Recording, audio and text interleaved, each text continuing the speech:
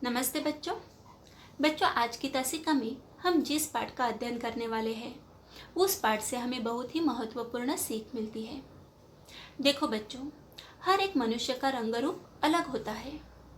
हर एक मनुष्य में अलग अलग गुण होते हैं। हर एक मनुष्य का अपना अलग महत्व है। इसलिए बच्चों, हमें किसी भी मनुष्य को अपने से कम नहीं समझना चाहिए। हर एक व्यक्ति का हमें सम्मान करना चाहिए, इज्जत रखनी चाहिए। और यही सीख सोना और लोहा इस पाठ से हमें दी गई है। तो आज हम जिस पाठ का अध्ययन करने वाले हैं उस पाठ का नाम है सोना और लोहा। सोना और लोहा इस पाठ के लेखक है रामेश्वर दयाल दुबे। उनका परिचय। रामेश्वर दयाल दुबे का जन्म 21 जून 1908 में उत्तर प्रदेश में हुआ। उनका मृत्यु 24 जनवरी 2011। उनकी रचनाएं अभिलाषा, चलो चले, डाल डाल के पंछी, माँ यह कौन, फूल और कांटा आदि। परिचय। आप प्रसिद्ध बाल साहित्यकार है। प्रस्तुत संवाद में रूप रंग की अपेक्षा सद्गुणों के महत्व पर जोर दिया गया है। देखो बच्चों, सोना और लोहा यह एक संवादात्मक पाठ है और इस पाठ में रूप रंग की अपेक्षा सद्गुणों पर महत्व दिया गया है। सोना और लोहा यह दो धातु है। दोनों का अपना अपना महत्व है। सोना सुनहरे रंग का और चमकदार ऐसा धातु है, इसलिए वह सबको पसंद है क्योंकि सोना यह एक आकर्षक धातु है। और मनुष्य के विकास में लोहे का योगदान बहुत ही महत्वपूर्ण रहा है। तो चलो बच्चों, अब हम सोना और लोहा इस पाठ के अध्ययन की शुरुआत करते हैं। इस पाठ के शुरुआत में अध्ययन कौशल्य दिया गया है। विभिन्न धातुओं के नाम और उनसे बनने वाली वस्तुएं लिखो। बच्चों, आपको क्या करना है? विभिन्न धातुओं के नाम लिखने हैं और उनसे बनने वाली वस्तुओं के भी नाम लिखने हैं। तो चलो हम विभिन्न धातुओं के बारे में और उनसे बनने वाली वस्तुओं के बारे में जानकारी लेते हैं। पहला धातु है सोना। सोना तो आप सबको पता है। सोने से क्या क्या बनाया जाता है बच्चों?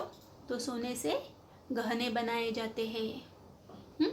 उतना ही नहीं तो सिक्के भी सोना इस धातु से बनाए जाते हैं। और कई मंदिरों का जो कलश है वो कलश भी सोने का बनाया हुआ हमें दिखाई देता है। तो इस प्रकार सोना इस धातु से सोने के गहने, सिक्के, मंदिर का कलश, ऐसे कई वस्तु बनाई जाती है। दूसरा धातु है चांदी। चांदी के भी अलग अलग गहने बनाए जाते हैं। उतना ही नहीं तो चांदी की देवताओं की मूर्तियां भी बनाई जाती है। यह देखिए आपके सामने गणेश जी की और अन्नपूर्णा माता की मूर्ति है। और चांदी इस धातु से बर्तन भी बनाए जाते हैं। अगला जो धातु है वह है लोहा। खेती के लिए आवश्यक साधन लोहे से ही बनाए जाते हैं, जैसे खुरपी है, कुदाल है, फावड़ा है। यह साधन लोहे से ही बनाए जाते हैं। रेल का जो ट्रैक होता है यह ट्रैक भी लोहे से बनाया जाता है। युद्ध के लिए आवश्यक अस्त्र शस्त्र भी लोहे से बनाए जाते हैं। मकान बनाने के लिए भी लोहा यह एक उपयुक्त धातु है। कई सारे बर्तन भी लोहे से बनाए जाते हैं। इतना ही नहीं तो यह कील है। कील भी लोहे से बनाए जाते हैं। फर्नीचर बनाते समय इस कील का ज़्यादा प्रयोग किया जाता है। अगला धातु है पीतल। कई सारे बर्तन पीतल इस धातु से बनाए जाते हैं। इतना ही नहीं तो देवताओं की मूर्तियां भी पीतल इस धातु से बनाई जाती है। तो बच्चों, इस प्रकार शीशा, इस्पात मतलब स्टील, ऐसे भी अन्य कई धातु है जिनसे अलग अलग वस्तुएं बनाई जाती है। तो बच्चों, अध्ययन कौशल्य में जो प्रश्न दिया गया है, विभिन्न धातुओं के नाम लिखिए और उनसे बनने वाली वस्तुएं लिखिए। तो बच्चों, यह प्रश्न आपको गृह कार्य के लिए दिया गया है। इस प्रश्न का उत्तर आपको ही लिखना है। चलो अब हम पाठ की शुरुआत करते हैं। सोना और लोहा। सोना और लोहा यह एक संवादात्मक पाठ है। चलो अब हम देखते हैं सोना क्या कहता है। मैं स्वर्ण, मैं सोना, मेरी भी क्या शान है। जिसे देखो मुझे चाहता है, मेरे गुण ही ऐसे हैं। बच्चों, सोने ने इस संवाद की शुरुआत में कहा है, मैं स्वर्ण। बच्चों, आप सभी को पता है कि सोने को स्वर्ण भी कहा जाता है। तो सोने ने क्या कहा है, मैं स्वर्ण, मैं सोना, मेरी एक अलग शान है। हर कोई मुझे चाहता है क्योंकि मेरे में गुण ही वैसे है। क्योंकि सोना यह एक चमकदार, आकर्षक ऐसा धातु है जो हर किसी को पसंद आता है। तो उस पर लोहे ने क्या कहा, नमस्ते, क्या कह रहे थे, मेरा रूप ही ऐसा है, मेरे गुण ही ऐसे हैं। लोहे ने कहा, नमस्ते सोना, आप क्या कहना चाहते थे कि आपका रूप ही ऐसा है और आप में बहुत सारे गुण हैं। तो सोने ने कहा, मैं क्या झूठ बोल रहा हूँ, मेरा चमकता पीला रंग देख। बच्चों, सोने ने लोहे से क्या कहा कि मैं थोड़ी ही झूठ बोल रहा हूँ, मेरा चमकता पीला रंग देख, कितना सुंदर लगता है। संसार में मैं सबसे सुंदर हूँ। इस पर लोहे ने क्या कहा, सोने, पहले यह तो बता कि तू तिजोरी से बाहर क्यों आया। लाख बार कहा कि तेरा बाहर आना खतरे से खाली नहीं, मगर तू मानता ही नहीं। तेरी रक्षा का भार मुझ पर है।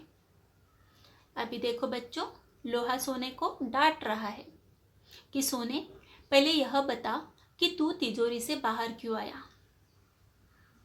क्योंकि बच्चों, सोना यह एक मूल्यवान धातु है, उसकी कीमत ज़्यादा है। इसलिए कई लुटेरे मौका मिलते ही सोने के गहने, सोने की वस्तु चुराने का प्रयास करते हैं। इसलिए लोहे ने सोने से कहा कि तेरा बाहर आना खतरे से खाली नहीं है, मगर तू मेरी बात मानता ही नहीं है। तेरी रक्षा का भार मुझ पर है। क्योंकि सोना यह मूल्यवान धातु लोहे की तिजोरी में रखा जाता है।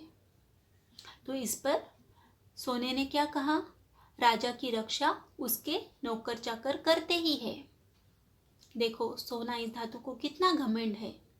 वह खुद को क्या समझता है, राजा, और लोहे को नौकर। तो सोना कहता है कि राजा की रक्षा करना यह आपका कर्तव्य है। बच्चों, यह देखिए, आपके सामने लोहे की तिजोरी है। कोई भी मूल्यवान वस्तु हो, पैसा हो या सोने के गहने हो, सुरक्षा के हेतु इस प्रकार लोहे के तिजोरी में रखे जाते हैं। क्योंकि लोहे की तिजोरी चोरों को आसानी से तोड़ना मुश्किल होता है। तो लोहे ने क्या कहा, अच्छा, तू राजा और मैं नौकर, मेरे एक चाटे से तेरा रूप बदल जाएगा, चल भीतर। देखो, अब लोहे को गुस्सा आ गया। उसने क्या कहा, अच्छा, तू खुद को राजा समझता है और मुझे नौकर। अगर मैं एक चाटा दूंगा ना तो तेरा रूप ही बदल जाएगा। क्योंकि लोहा यह एक कठिन धातु है, तो सोना यह एक मुलायम मतलब सॉफ्ट धातु है।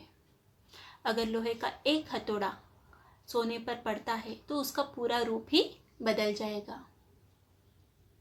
और लोहे ने क्या कहा सोने से, चल भीतर, चुपचाप भीतर जाके बैठ, तिजोरी के भीतर जाके बैठ।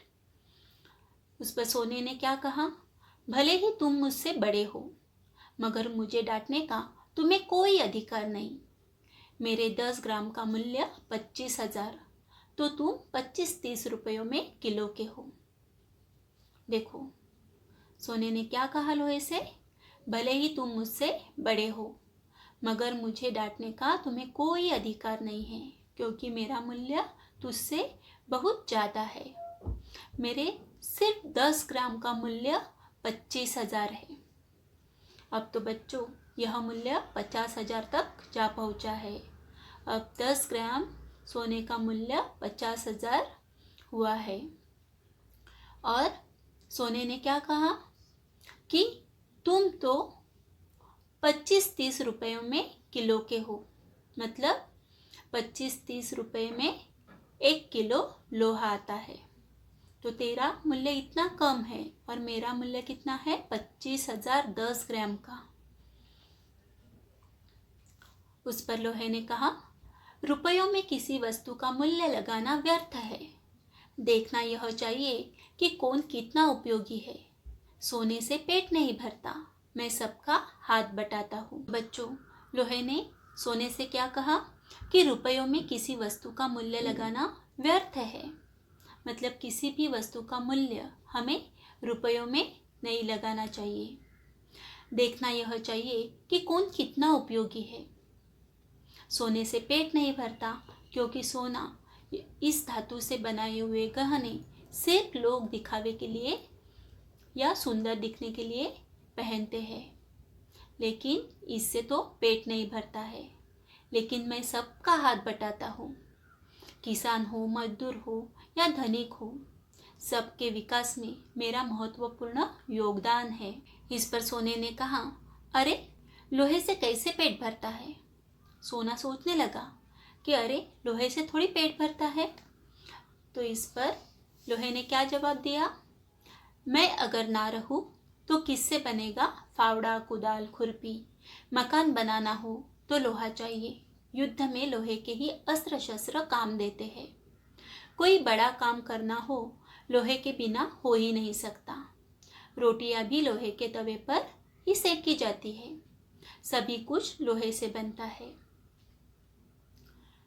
देखो बच्चों, लोहे ने क्या कहा, अगर मैं नहीं रहूंगा तो खेती के लिए जो आवश्यक है खुरपी, यह देखिए, यह क्या है? खुरपी।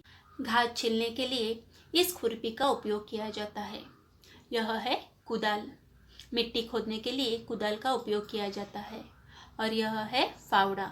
मिट्टी खोदने के लिए या मिट्टी को हटाने के लिए फावड़े का उपयोग किया जाता है। और यह सब जो खेती के औजार है वह लोहे से ही बनाए जाते हैं। रेल का जो ट्रैक है वो भी लोहे से ही बनाया जाता है। युद्ध के लिए जो आवश्यक अस्त्र शस्त्र है वह अस्त्र शस्त्र भी लोहे से ही बनाए जाते हैं।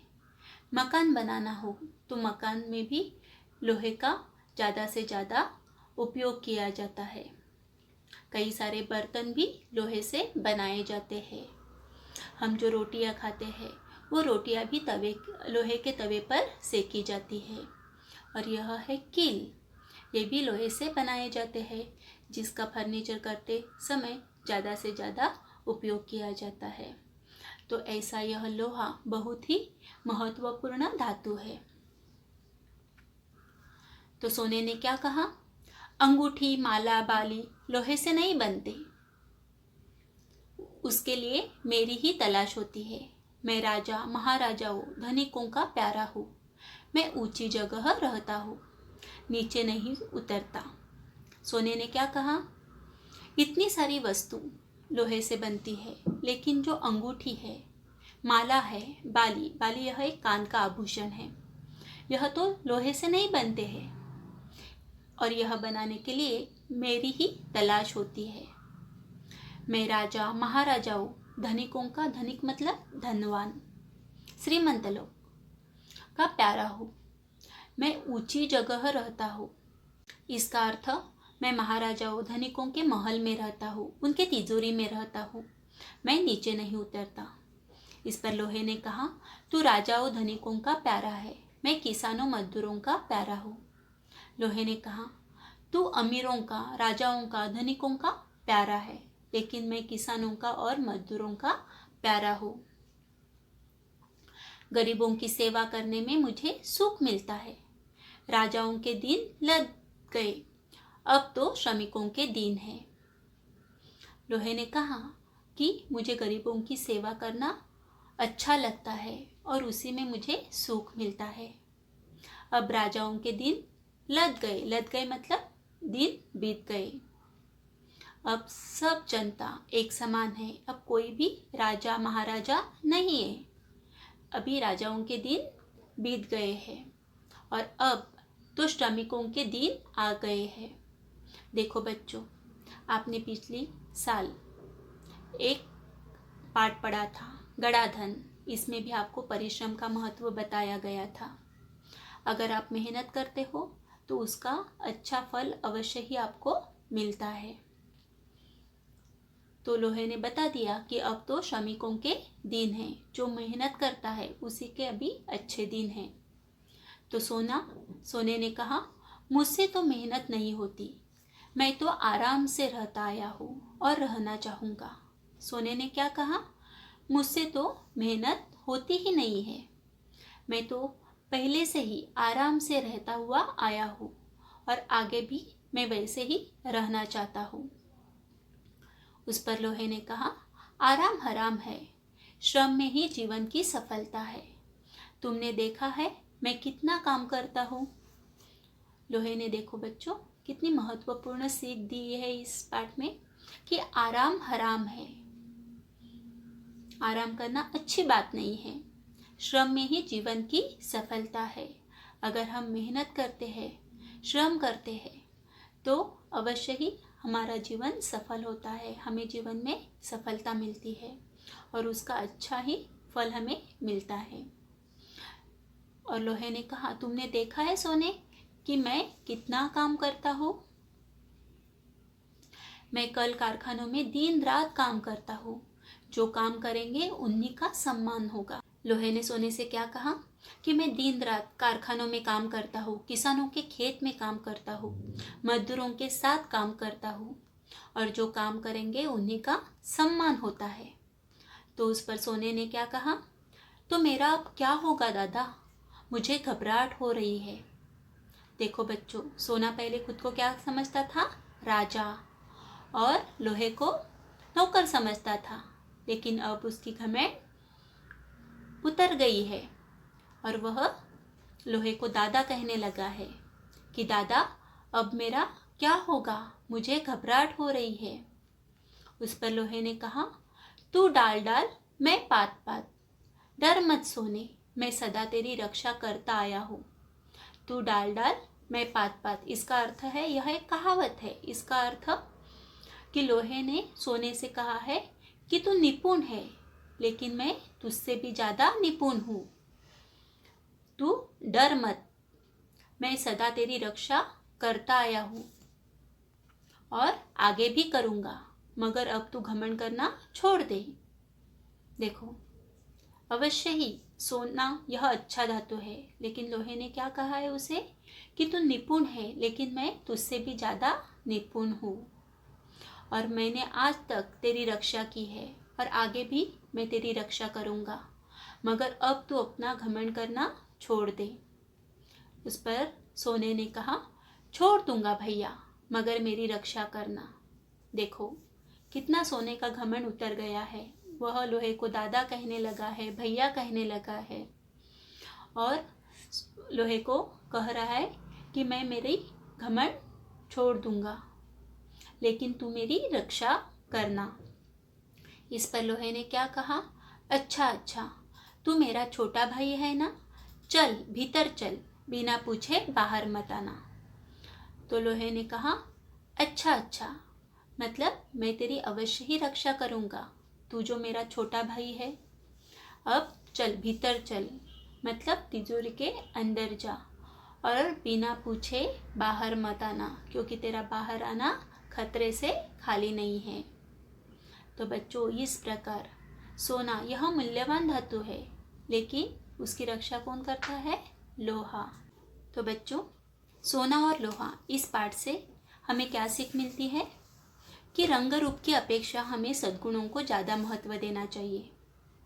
और भी एक महत्वपूर्ण सीख इस पाठ से हमें मिलती है, वो है आराम हराम है, हमें जीवन में मेहनत करनी चाहिए। अगर हम मेहनत करते हैं तो जीवन में हमें सफलता अवश्य ही मिलती है। तो बच्चों यह जो पाठ है सोना और लोहा, इस पाठ को आपको ध्यानपूर्वक पढ़ना है और अच्छे से पढ़ाई करनी है। धन्यवाद।